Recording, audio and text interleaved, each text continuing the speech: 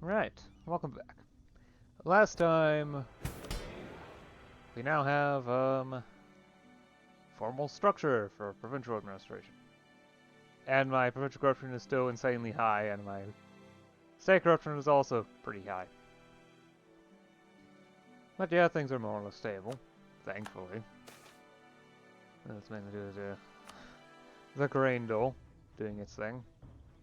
Unless it's expired again, but I just restarted it, so yeah, let's just get going. I have to get the, oh, another thing to know is that the Trade League is now being led by Hamburg. With some different members now, I guess. But yeah.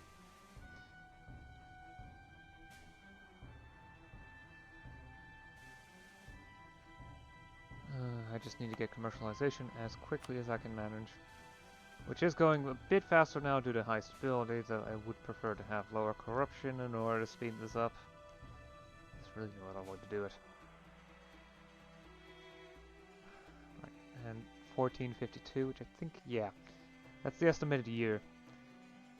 That just seems a bit too long. I just hope I can figure out a way to speed it up. Honestly, I don't think there really is a way. It's not effectively.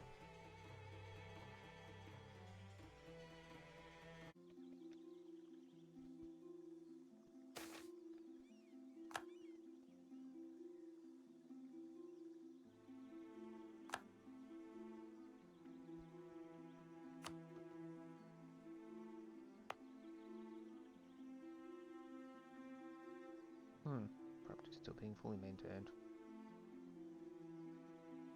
Well, at least there's no more immigration from the peasants. Still, yep.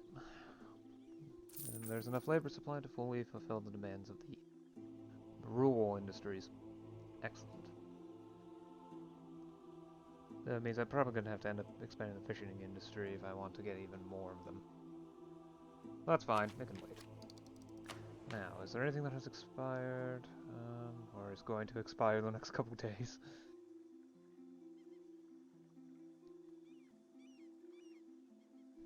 Oh! Promoting the aristocratic faction is one thing. I think I missed that last year.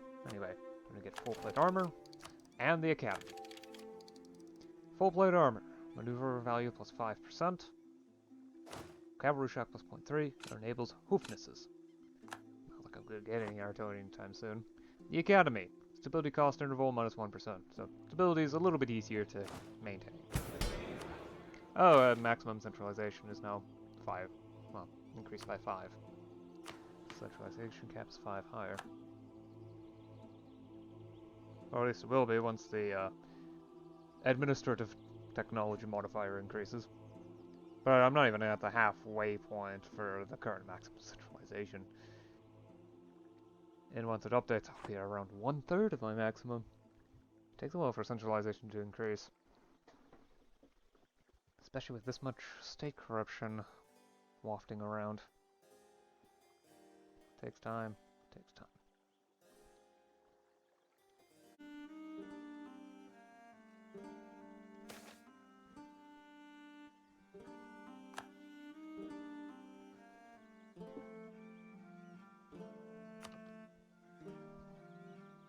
Yeah, that should be good for now. 6 whole years. It took 2 hours and 20 minutes. Anyway, so.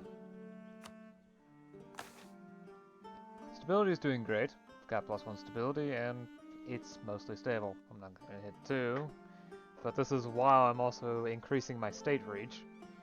So, that's great. Income's also doing great despite the fact that I'm losing half of it to corruption. Corruption's still going down. Not quite as rapidly as I would like for it to, but still doing that. I may need to do more reforms in the future, but I need more bureaucratic influence for stuff like that, and to a lesser degree state reach, but there are 30 bureaucratic influence isn't actually going to be that hard. Probably going to go for bureaucratic hierarchy first. That one's actually pretty cheap, all things considered. It doesn't cost ability. Only plus 15 corruption of both types. Doesn't actually cost loyalty, just relations. Doesn't have quite as much of an increase in administrative cost, and reduces global autonomy. It's better than banning the sale of offices anyway. There's also the idea of enforcing the Sovereign Law Code, which... Well, yeah, lots of good stuff, but minus 30 elite loyalty. Ooh, that one's gonna be bad. So yeah, that's probably going to be the next one. Maybe also standardizing the recruitment of officials. Actually, I think banning the sale of offices would be better. Costs money, but means better handling of corruption. Yeah, probably a good idea. Especially since my state corruption is still my biggest source of provincial corruption. Oh well. I'm also getting quite a bit of money from property too. That's also nice.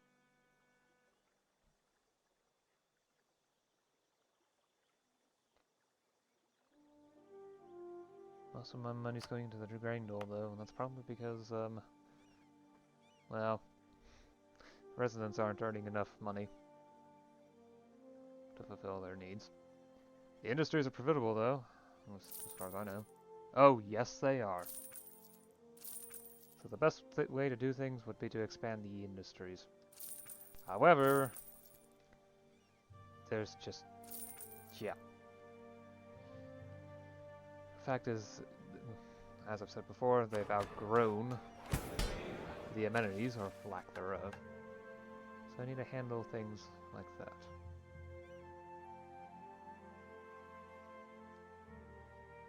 Specifically by building up infrastructure. Problem is, I'm going to need 154 ducats. Thankfully, I've been building up my money, and I might actually be able to get enough. Okay, I probably won't get enough next session, but the session after that might be enough. There's also the question of rule industry. Thankfully, this stuff is consistent in general. Probably going to end up laying down more fisheries and investments soon. Because while peasant population needs to grow, I don't want it to grow to the point where emigration starts to occur. Which is where it starts to get bad. Immigration is something I want to avoid because it indicates that my population is starting to reach its sustainable limits. The best way to deal with that is by increasing the amount of workable jobs for them.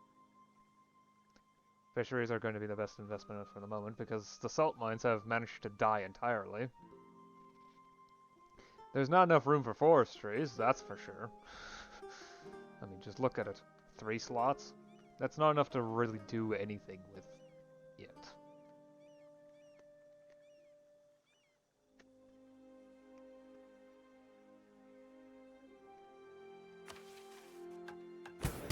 Additionally, gentry power has gotten stable now. It's now at its resting point.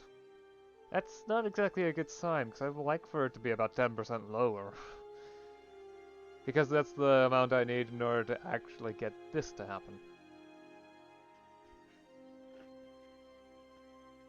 However, I can reduce their gravity by going ahead and professionalizing the army, or well, going to a hybrid military, allowing for standing units to become, well, the norm, or at least supposedly the norm. I just don't technically have military at the moment. It's weird, but it kind of works. Alright. Do you wonder if later... No, okay. So going to hybrid military removes the gentry gravity, but there's no other way to get it to be low. However, gentry power is also low enough for me to go all the way to meritocratic bureaucracy if I wanted to. Though I don't really fulfill many of the other requirements, such as military service, as well as state reach and bureaucratic influence. Gentry power? Yeah. Tenancy is also something I want to work towards, but, well, aristocratic influence is something that gets in the way.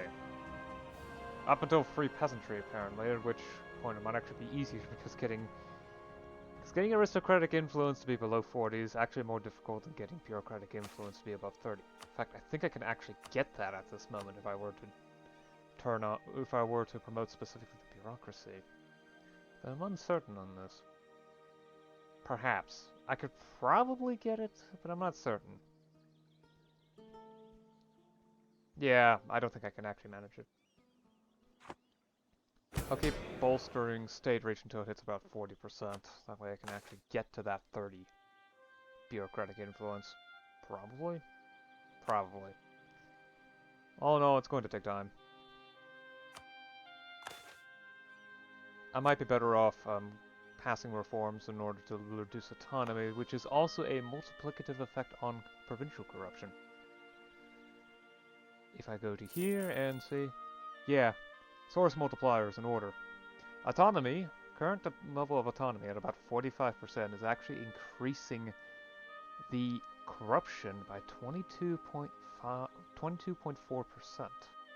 Wages are also increasing it by 9.5%, but that can be handled later. It's also scaled by state reach, so that's something that has to be handled later. But autonomy is something that I can attack pretty easily, given enough planning time. I do also plan on getting ideas at some point, but I'm gonna wait until corruption goes down a bit and all that. At the very least, I want to wait until I can get moral authority. That way I can boost my own Republican tradition gain more. Because I'm going to need that for, well, it's going to help with stability, help with autonomy, and I also have to burn some of it for major reforms.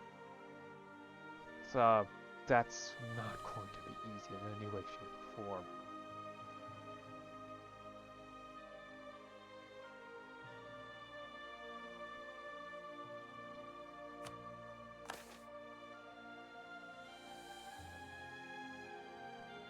But yeah, corruption's going down, state reach is going up, which is great.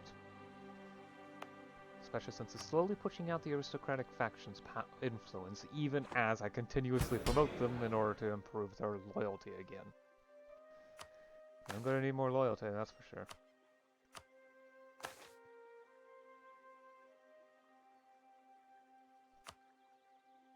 Wait, does anything expire this year? Probably should check that first. Oh hey, I think the grain doll expired. Yes, yes it has. Okay, let's activate that before, so that I don't forget next time. And there we go. Burn some admin points. It's 10 admin points per year, but it's so good for stability and unrest. It also helps keeps population high, especially among those that, well, specifically the urbanites. Anyway, I'll see you again next time. Until then. Bye.